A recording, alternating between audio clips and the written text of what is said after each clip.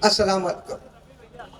नहमदु व नसल्ली अला रसूलिल करीम, अम्मा बाद, फ़अऊज़ु बिल्लाहि मिनश शैतानिर रजीम, बिस्मिल्लाहिर रहमानिर रहीम। दोस्तों, साथियों और बुजुर्गों, सबसे पहले नौजवान और उसके बाद पार्टी के जिम्मेदारान असलम अंसारी साहब, एजाज उमर साहब, सलीम मुन्ना साहब, आयमिन अब्दुल हलीम सिद्दीकी साहब और तमाम नौजवानों, पहला मुबारकबाद नौजवानों को। मैं आप लोगों के सामने ग्राउंड रिपोर्ट लेकर आया हूं। कोई जंग लड़ने के लिए सबसे पहले ग्राउंड को जमीन के ऊपर जाकर यह देखना पड़ता है कि जंग के मैदान में हम कहां खड़े हैं। तो मैं आज आप लोगों के सामने मालेगांव शहर की ग्राउंड रिपोर्ट लेकर आया हूं। और मैं ये रिपोर्ट लेकर आया हूं कि पिछले 4 महीने 6 महीने से हम लोग जो मेहनत कर रहे थे, अल्हम्दुलिल्लाह हमारी वो मेहनत बरकरार है। हमने असेंबली लड़ा, हमने हर उस गली में जहां जाकर हमने अपनी माँ बहनों से, अपने बुजुर्गों से वोट की गुजारिश की थी, हमको उन तमाम पेटियों से वोट मिली। और 4 दिन की ये रिपोर्ट है कि आज भी हमारी वो तमाम वोटें, हमारी वो माँ बहनें, हमारे वो बुजुर्ग इस जंग में एक मजबूत सिपाही की तरह हमारे साथ खड़े हैं। ये है हमारी ग्राउंड रिपोर्ट। मैं मालेगांव की आवाम से और शेख आसिफ साहब के मानने वाले ये नौजवान यहाँ जो बैठे हुए हैं कि वो जो किसी शायर ने कहा था कि हौसले फतेह की जामीन होते हैं, यूं कांपते हाथों से तलवार न उठाया कीजिए। तो अपने उस हौसले को बरकरार रखना, हौसलों को बरकरार रखना। मुद्दे सबके पास अलग अलग हैं। मैं ग्राउंड का आदमी हूं, मैं गरीब, मैं तमाम छोटे बड़े लोगों के साथ उठता बैठता हूं, यही मेरी जिम्मेदारी है। मैं ग्राउंड रिपोर्ट लेकर आया हूं और अल्हम्दुलिल्लाह पूरे मालेगांव शहर की यह रिपोर्ट है कि पूरा मालेगांव शहर अब इस बात की उम्मीद कर रहा है कि कोई ना कोई एक ऐसा मौका आए और हम जाकर शेख आसिफ के साथ खड़े हो जाएं। ये ग्राउंड रिपोर्ट है।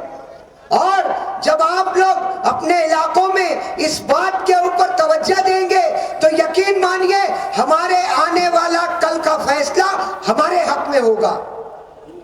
हर वक्त धोखेबाजी, हर वक्त लच्छेदार बातें नहीं चलती है, क्योंकि शहर हमको यहां तक अब ले आया है कि अब तो जो भी हो कारपोरेशन के अंदर हमको फैसला बहरहाल तब्दील करना है।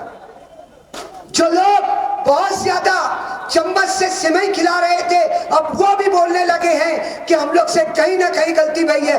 बार बार हम बता रहे थे कि देखो आने वाले कल में बीजेपी सरकार हो या कोई और भी सरकार हो, इनके सामने अगर कोई बोलने वाला, कानून की जुबान में बोलने वाला एमएलए रहेगा तो वही शहर को बचा सकता है। आज मालेगांव शहर की आवाम इस बात को मान रही है। जरूरत इस बात की है कि जरा नम हो तो बड़ी जरखेज है ये मिट्टी साकी। जरूरत इस बात की है कि जब हम अभी भी इनके पास जाएंगे किसी को समझाने के लिए, ये एक ऐसा शहर भर दिया गया है मालेगांव शहर में। मालेगांव की नौजवान नस्लों में मैं देख रहा हूं कि इसका तिर्याक इस शहर को खत्म करने के लिए बहरहाल हमें ये लड़ाई जिस तरह से हम लड़ रहे हैं, अल्हम्दुलिल्लाह एक एक वर्कर शेख आसिफ साहब का मानने वाला अपनी जगह पूरी ईमानदारी से लड़ रहा है। वो कहीं नर्म हो जा रहा है, कहीं अपने आप को वापस ले रहा है। क्यों?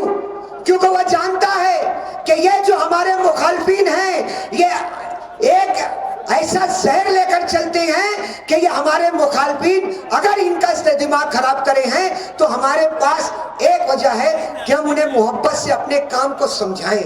और अल्हम्दुलिल्लाह समझा रहे हैं। हमारी माँ बहनें हर तरह से हमारे साथ आज भी खड़ी हुई हैं। वो 1,09,000 की बात कर रहा हूं मैं। एक दो की बात नहीं कर रहा हूं, वो 1,09,000 की बात कर रहा हूं, क्योंकि पिछले 4 दिनों में मैंने देखा है कि कोई ऐसा घर नहीं है जिस मां ने मुझको ना पूछा हो कि भैया तुम आ गए। कोई होटल ऐसी नहीं है जिस होटल वाले ने ये ना बोला हो कि भैया तुम पैसा मत दो। तो इससे साबित होता है कि ग्राउंड के ऊपर हम बहुत मजबूत हैं। अल्लाह ने हमको मजबूत रखा है। क्यों? उसकी वजह है कि शेख आसिफ साहब इलेक्शन के बाद से जमीन पर मौजूद हैं। हालात इस वक्त ऐसे नहीं है, हालात इस वक्त ऐसे नहीं है कि हम किसी से झगड़ा करें। हमको तो लोगों को बताना है कि ये कामयाबी और ये नाकामी, ये जो अच्छाई और बुराई पर हासिल की गई है, अरे अच्छाई पर कामयाबी हासिल करने वालों, सिर्फ मालेगांव शहर की आवाम की 1-2 माँ बहनों के आंसू तो पोंछ कर बताओ। अरे अच्छाई के नाम पर चलने वालों, सिर्फ किसी को कोर्ट से जमानत निकाल करके दिलाओ। मालेगांव शहर की आवाम, जरा तुम देखो कि हम किस तरह से कानूनी काम काज करके हमारी बहनों की भी हिफाजत कर रहे हैं, उनके बच्चों की भी हिफाजत कर रहे हैं और नौजवानों को बचा भी रहे हैं कि कोई और ना फंस जाए। मैं मालेगांव शहर की आवाम से गुजारिश करता हूं कि आज का ये जलसा आने वाले कल की कामयाबी और मालेगांव शहर के बहुत बड़े डिफेंस की एक बहुत बड़ी ताकत बनने वाला है।